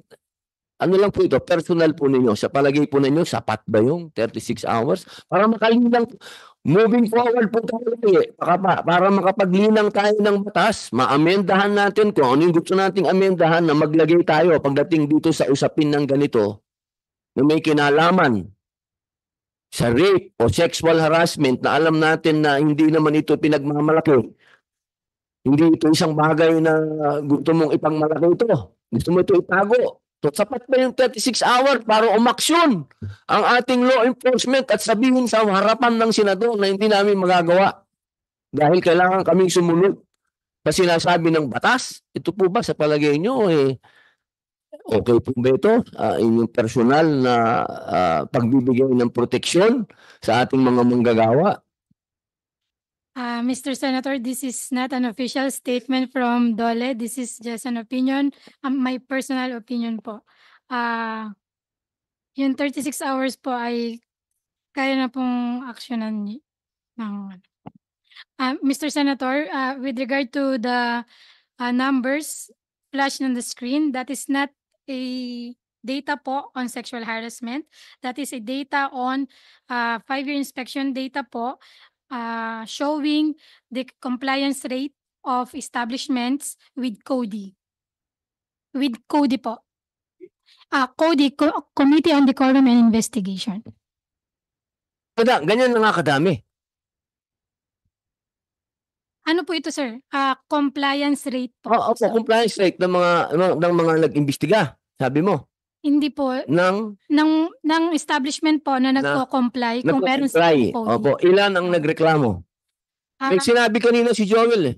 Ilan? Asan yung data na yon? So halos lahat nagko-comply na. ABS, Yes. maraming salamat, di ba? Yung mga ibang establishment nagko-comply. Ilan yung reklamo? Kanina, merong figures kanina eh. 1,000 plus ba? 1,000 plus eh. Ang figures ni Senator Joel. Di pwede magkamali yun. Dahil tito mo may mamang yun. Talagang, yun, ma'am, partner nyo na yun eh. Sa labor eh. Pero sabi nyo, sapat na yung 36 hours. Kakasabi lang nyo ngayon, di ba? Pero ngayon, humihingi ang nagko-complain, sila nagsasabi na mismong galing sa kanila, dapat ang una natin dito, siyempre, no? Ang sinasabi ng nagko-complain, kayo mismo, sinabi mismo ng NBI na hindi pa handa. Pwede kong pakiulit po yung sinabi po ninyo kanina, nung tinatanong po ni Senator Jinggoy, ba't hindi natin isusumpina si Ginoong Sandro Mulak? Ang kanina po, malinaw po yung posisyon ninyo. Si Mr. Sandro Mulak po ay still undergoing psychiatric evaluation po. Opo. And psychological. So hindi ho siya maaaring makadulog dahil advice po na ilimit ang kanyang pagsasalita tungkol sa mga pangyayari po. Ayan. Opo. Opo ma'am, yun yung sinasabi ko. Di ba? So, paano yun? Ibig sabihin na hanggang ganito ang sitwasyon natin dahil sinasabi ng batas na hindi, pag lumagpas sa 36 hours, okay na lang. Magpaikot-ikot lang tong mga irereklamo natin. Hindi mo ba ako o i-advise ang committee na sabihin sa amin na pagdating sa ganitong kaso, baka po pwedeng bigyan natin ng time yung mga nagrereklamo. Oo, na wag naman nating masyadong i-apply yung sinasabi ninyong 36 hours na yan para yung mga tao naman na gustong mag-complain. Para naman yung mga tao inaakusa, wag natin sabihin akusa, hindi pa nga kung saan makatakbo, makapunta doon. Alam niyo, importante yung tao na ating inireklamo nasa harap natin, mga mahal kong kapatid, mga mahal kong nasa law enforcement. Kayo po ang magsabi sa amin para po kami makalinang ng batas. Nasabihin niyo po sa amin na pagdating sa ganitong kaso, baka pwede kaming mag-amenda ng batas na pahabain at kayo naman, hindi na 36 hours na pwedeng umabot ng 10 days. 10 days ba, Senyor? 10 days po bago nyo naisipan na magreklamo. Ayun po. Yes po. Opo. Baka po pwedeng gumawa tayo ng hindi naman. Kasi alam nyo, sa ngayon po, masyadong pinalalakas ang mental health. Isa po itong realidad. Yun nga pong walang ganitong pangyayari, nagkakaroon ng problema sa mental health eh. Lalo pa yung mga ganitong mga ganitong ganap. So sana po, meron po pala ibang channel dito. Sorry po. Wala na po kayong dito. Okay na po, maraming salamat. Meron po ba kayong gustong sabihin? Meron po ba sa inyo po ba ang IBC TV Perto? Meron po bang kaso ng sexual harassment o drug abuse? Mr. Chairman, I'm a keen observer of what you said. Opo. Kung masasabi ko lang very simple. Yung nangyari ho kay Mr. Mulak, dapat ho i-observe ang cybercrime law.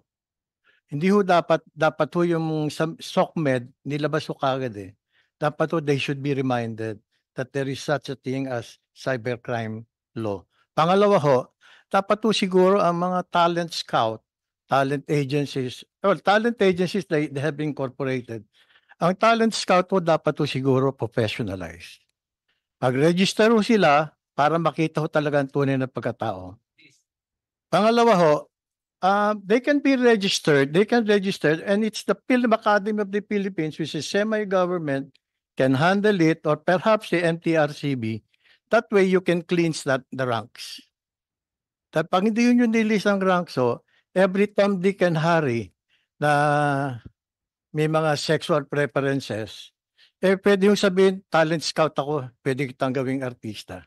So if they are professionals, they went through the rigors of classification and everything, so these things could be avoided. Isa pa hong target, movie industry, provides big income to the government, and they deserve to be respected. How could this be respected if a known personality with a simple complaint will just be subjected sa sinasabi nyo nga, marami tayong problema. The bourses or the stock exchanges are collapsing. Tapos mas malaki pa yung balita ng Mola case. Medyo nakakahiya ho eh. Ang priorities ho natin is yung chismis, hindi ho yung concern ng bayan. Isa pa ho, dapat to yung mga ganong klase, criminalize natin yung mga talent ng mga gumagawa ng mali. Hindi ho pwedeng nangyari to, nagsumbong, pinatawad na kita. No, cannot be. You have to answer for the crimes you have committed. That's my observation. Now, for Channel 13, sir, we do have a grievance committee under the Human Relations Department, and we're compliant. So, yun lang masasabi namin na yun lang, nakakaawa ho kasi pagka na-subject na sa SOCMED, malaking damage siya. It's hard to repair the damage that has been done. Yun yung bata, traumatic na nagkaroon ng psychological effect. Hindi maganda yun. They are the future of our country, future of this nation. Yun lang po, Mr. Chairman. Maraming salamat po. Noted po lahat ng inyong sinabi, Sir Jose Jimpol C. Policarpio Jr., Presidente po at CEO ng Intercontinental Broadcasting Corporation. Sir, maraming salamat po. Taken po. My pleasure, sir. Opo. Ma'am, Attorney Catriona Maniego ng Viva Films. Ma'am, wala naman po kayong kasong mga ganyan sa Viva? Good afternoon, Mr. Chair. We just like to state that we, as a talent management agency, we condone any and all acts of harassment. And on our part, as managers, it is our position that if any of our artists find themselves in such a situation, we will do everything in our power to assist and protect our artists in the protection of their rights and their dignity. So, ma'am, wala kayong ganyang kaso po? Na meron din po ba kayong yung mga inuutos po ng DOLE, kumpleto din po ang Viva? Meron din po kayong ganun? Yes, Mr. Chair, we have company policies. Compliant po kayo doon sa? Yes, Mr. Chair. Our HR division has company policies pertaining to sexual harassment, and as well as addressing mental health ailments that arise from such situations, Your Honor. Opo. Maraming salamat po, ma'am. Excuse na rin po kayo. Thank you po. Thank you, Mr. Chair. Opo. Actors Guild. Mr. Carlo Maceda.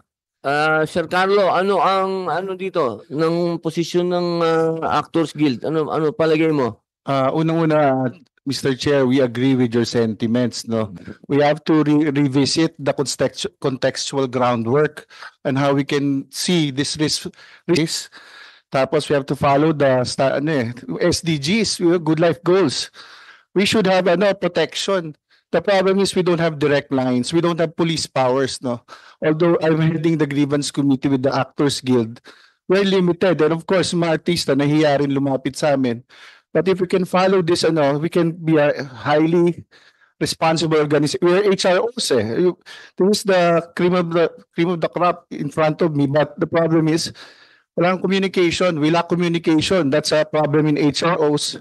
And we have to follow resiliency. Kasi hindi naman pwedeng ulit-ulit na lang. 14 years na yung kaso huli. Kaya tama po yung suggestion ni Senator Robin Padilla na we have to revisit the contextual groundwork. It's 36, ilang days Okay na ba yun? Pakisagot po. NBI, tsaka... About to follow the good life goals. Sorry, Sir Carlo. Pakisagot po. 36 hours po ba? O ilang po oras po ba talaga ang nasa batas? Sa inyo pong dalawa, ma'am and sir. Alam lang po natin, alam po ng taong bayan kung ilan talaga. Your Honor, Bago po kayo tumagot, kilalanin ko lang po ang ating mahal na senador, Senator Bongo. Ang kanya pong bisyo ay magserbisyo.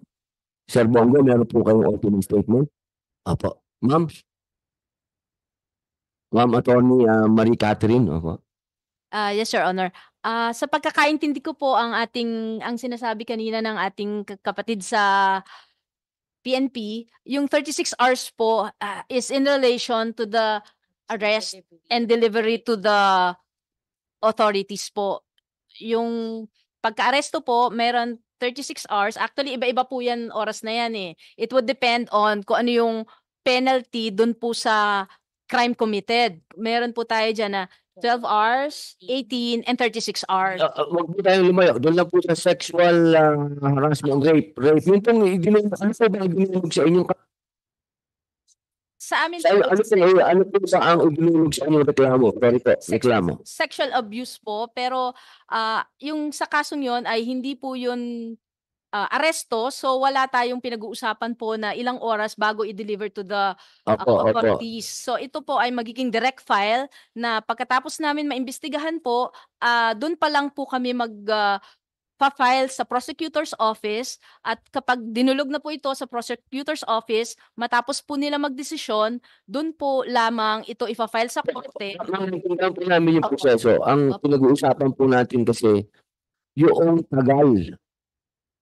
Di ba po, yung 10 days bago nagreklamo sa inyo. So, ibig niyo pong sabihin, kapag lumagpas na ng 10 days na nagreklamo sa inyo, ang magiging action niyo po, ng law enforcement ay hindi na ito parang prioridad. Ganon po ba? Hindi na natin pupuntahan yung inireklamo at dadalhin dito sa ating himpilan at tatanungin. Hindi na po. Tapos na po doon, kumbaga, pag 10 araw, wala nang ganun. Antayin na lang natin yung piskal. Ganun po. Hindi po. Hindi siya prioridad. Yun nga lang po ay hindi na po pwede arestuhin dahil ang pag-aresto ho ng without a warrant ay limited lang po sa 3 instances. Hindi tayo nagkakaintindihan po ulit. Hindi na po aresto. Imbita. Di ba? Magkaiba naman yung aresto sa imbita. Diba? Yung lumagpas na po yung 10 araw. Hindi po ba?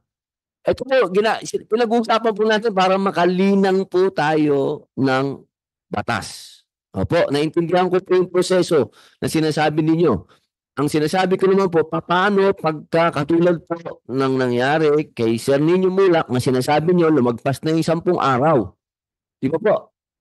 Lumagpas na. Ang sinasabi po natin, ang sinasabi ninyo, lumagpas na yung 10 araw, kailangan na nating daanin sa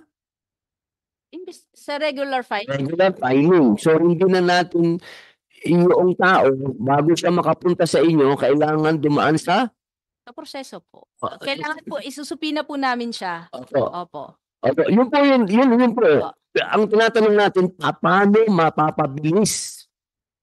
Paano tayo makakagawa ng batas para bumilis? Okay, kasi ang sinasabi ninyo, ilang araw po yun, para malinaw. Ilang araw po ang antayin natin bago yan ma-serve? Depende po yun sa case-to-case basis po yan. Sa abogado na siya. Opo. Kukuha na siya ng abogado, di ba po? Yung inireklamo natin, kukuha na ng abogado, mahaba na. Diba? Tama po. Siyempre po, kasama po sa karapatan ng akusado na kumuha siya ng abogado kasi po meron tayong batas po na pinuprotektahan nga po yung mga... Nasa Miranda, ano pa yan, nabibigyan mo nga ng abogado, di ba ma'am? Tinatanong po namin kayo, paano natin mapapabilis? Ano po ang dapat namin gawin dito? Baka pwede niyo po kami suggestion kasi hindi naman po kami nandyan sa field ninyo. Kami po ay senador.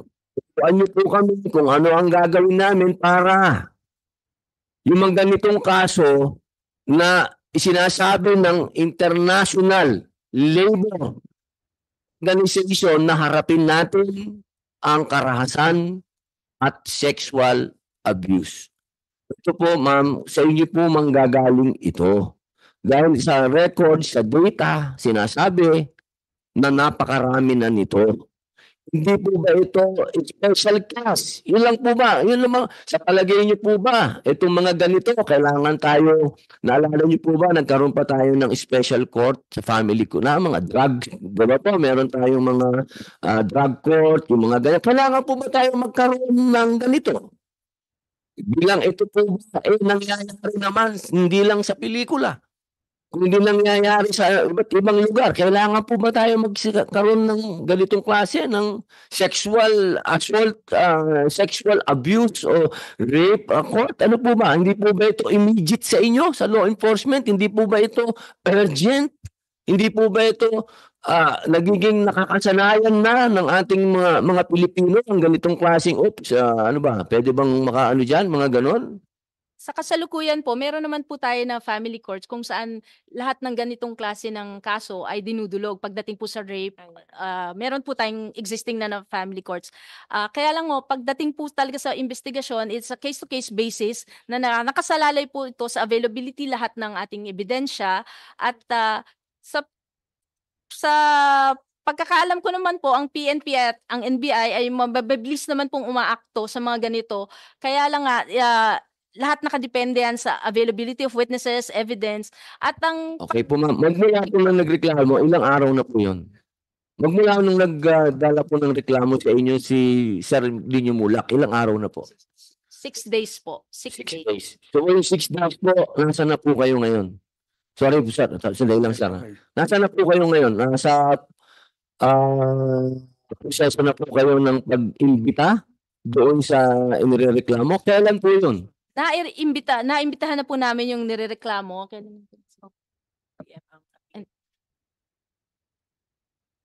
Last Monday pa po namin sinubmit yung supina sa kanila. Kala po ninyo? Hindi po kasi sinupina pa lang po namin sila. Nung inimbita nyo, hindi po sila nagbigay ng statement? Kasi ang schedule po ng kanilang sa supina kung kailan namin sila inimbita para pumunta po sa aming opisina ay sa August 9. Sa August 9 po, sa Friday ba? Friday po. Ako ma'am, sana bilis-bilisan natin kasi ang laki-laki na nung Senator, baka may gusto po kayong sabihin. Ano na rin, paulit-ulit na rin ako sa pakiusap dito sa ating mga law enforcement eh. Wala, meron po? Wala, opo. Ma'am, ganito po. Kasi ang hirap natin naabante nang wala naman dito. Kasi ang nangyayari, nasubpina na po natin yung dalawa na inireklamo. At sa inyo po, August 9 pa? August 9 po? August 9 po. Opo. Sa impilan nyo po pupunta? Opo. Pwede po bang kami ay makahingi ng inyong statement na pag nagbigay sila ng statement, mabigyan niyo po ang komite ng kopya. Maaari po sana kung makikipag-request po kayo officially sa aming tanggapan po. Ito, officially po. Kasi wala po ako sa katayuan para magbigay ng ebidensya. Kasi ang ebidensya po namin ay lahat prior to the filing of the complaint ay nananatili sa NBI. Ma'am, hindi public document ng statement niyan, taong yan? Hindi po public document. Magiging public document lang po yan. Kasa na? Pag na-i-file. Ipaliwanag niyo po sa taong bayan kasi ang dami-daming public information po ito. Committee ng public information. Kailangan masabi niyo po yan. Ang dami-daming nagbibigay ng statement yan. Kailangan sabihin niyo po yan. Ang mga ebidensya po kasi namin ay nagiging public lang po matapos namin ma-file ito sa piskalya po. Okay. Nasaan na po kayo ngayon? Yun nga po, nasa proseso pa po kami ng investigasyon at hindi pa po namin nakukuha yung statements po ng ating... Wala pa po kayo sa piskalya? Wala pa po. Opo. So lahat po ng lumalabas ng mga vlogger, lahat ng lumalabas sa TV, lahat ng lumalabas na kung ano-ano, lahat po yan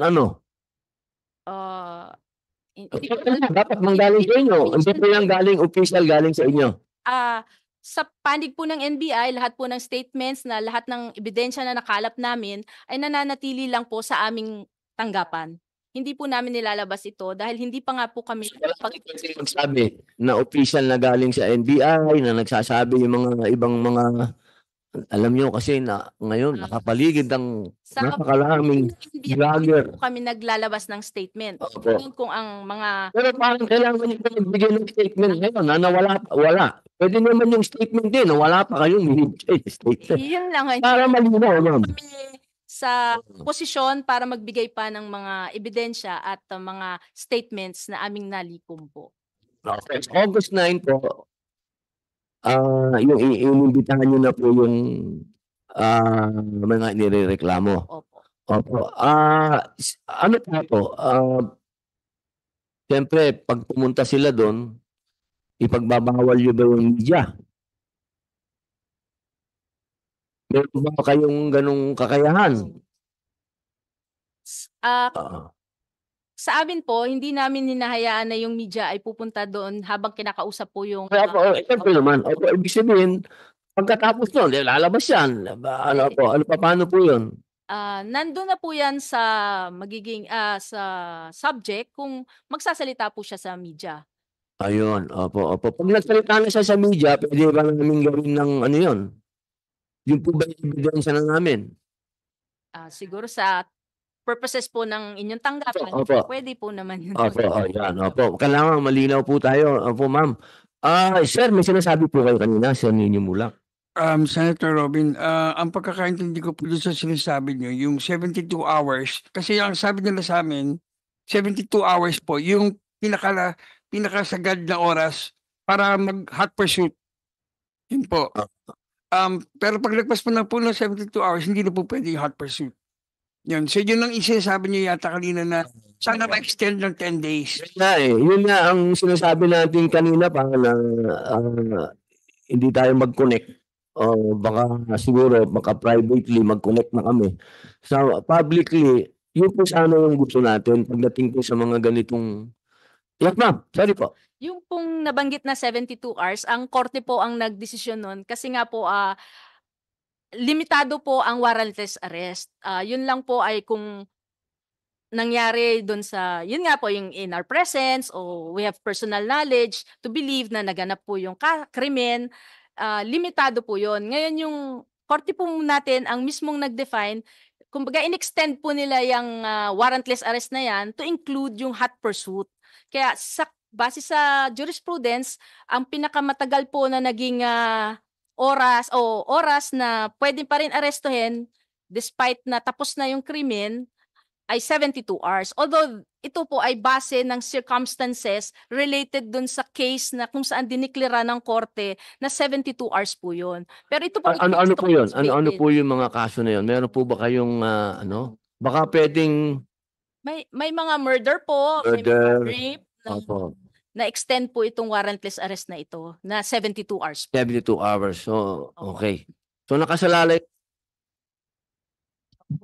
Pero case, sorry.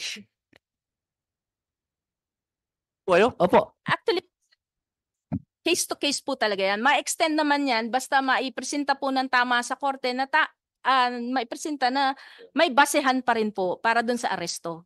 It doesn't have to be 72 hours lang po. Basta mapatunayan lang na sapat pa rin yung warrantless arrest. Okay po. Opo, maraming salamat po sa pag-educate po sa amin, ma'am. Thank you very much. Opo, napaka-ganda po ng mga inyong opinion. Pero sana maintindihan niyo po na talagang pagdating dito sa sexual harassment or rape, talagang meron talagang mental talagang hindi mo maiwasan talagang. Hindi ko alam yung salita na parang sa Tagalog masalimuot yun. Sobrang minsan yung acceptance na nangyari sa iyo yun matagal. Meron na akong kaibigan na isang ganyan din na dati namin kasama sa opisina na biktima naman ng sa taxi yung nakatulog siya basta may ginawa sa kanyang ganun din na karumal-dumal. Ang tagal hanggang umabot sa resignation sa amin yun. Nag-resign sa amin dahil di niya kaya. Yung ganun ang trauma na dumating sa kanya. So, yes, sir. meron pa pong, lalo na sa yung mga generation ngayon, yung Gen Z, ang dami pong nagsisuicide. Di ba? Yun, katulad po nun, ano, yung mga ganung mga pagkakataon na yung mga kabataan ngayon. Ayoko man pong masamain nila, no, pero talagang sa kabataan po natin ngayon, medyo siguro sa sobrang pressure ng media, ng social media and everything, merong bullying sa social media, and ano, talagang parang ano sila, no, vulnerable sila, mabilis silang maapektuhan, mabilis silang magkaroon ng emotional depression. Kaya sana po sa mga ganitong pagkakataon ay sa amin po, ano, sa amin po dito sa aming committee, i-recommend ko po talaga na magkaroon po, silipin namin uli ito pagdating po dito. Opo. Yes, sir. Yes, Senator Bongo. Mr. Chair, andito po ako para sumuporta sa aming chairman ng Committee on Public Information and Mass Media. Bilang miyembro rin po, no, ng committee ito at vice chairperson po ng Public Order and Security, ay gusto namin malaman yung katotohanan, lumabas yung katotohanan at mabigyan po ng hustisya. Kaya sa mga susunod na pagdinig, Mr. Chair, gusto rin nating malaman talaga to get to the bottom of this. Salamat. Maraming salamat po. Siguro, anong oras na rin po? Matagal. Baka may gusto kong ihabol, boss. Ay, Mr. Chair, gusto ko lang reiterate to na kailangan natin ng adaptive policies na kasi I think the policies are old and I support the chairman's wisdom with regards to this kasi despite the laws that are already present, it's still happening.